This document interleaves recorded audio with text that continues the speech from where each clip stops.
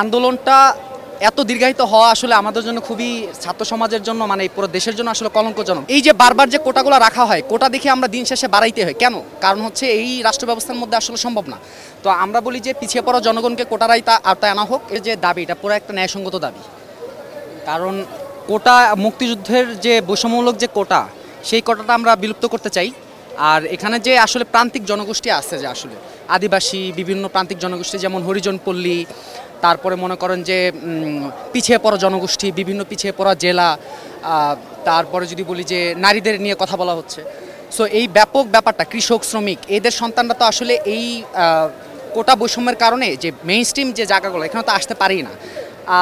আর যদি পুরোপুরি যদি বলি যে এই আন্দোলনটা এত দীর্ঘায়িত হওয়া আসলে আমাদের জন্য খুবই, ছাত্র সমাজের জন্য মানে পুরো দেশের জন্য আসলে কলঙ্কজনক।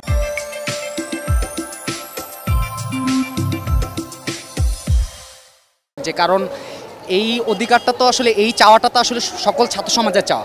তবে এখানে একটা আলাপের বিভিন্নজন বিভিন্ন আলাপ দিচ্ছে। এখানে যেমন একটা আলাপ উঠতেছে যে কোটা না মেধা।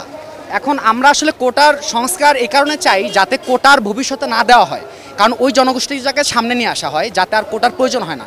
কিন্তু আমরা দেখি যে এই রাষ্ট্র ব্যবস্থায় যেরকম যে বারবারই শুধু কোটার দিকে আসে, কারণ এটা আলটিমেটলি একটা রিফর্ম ঘরানার দিকে। সো আর এই যে বারবার যে কোটাগুলো রাখা হয়, কোটা দেখে আমরা দিন শেষে বাড়াইতে হয় কেন? কারণ হচ্ছে এই রাষ্ট্র ব্যবস্থার মধ্যে আসলে সম্ভব না।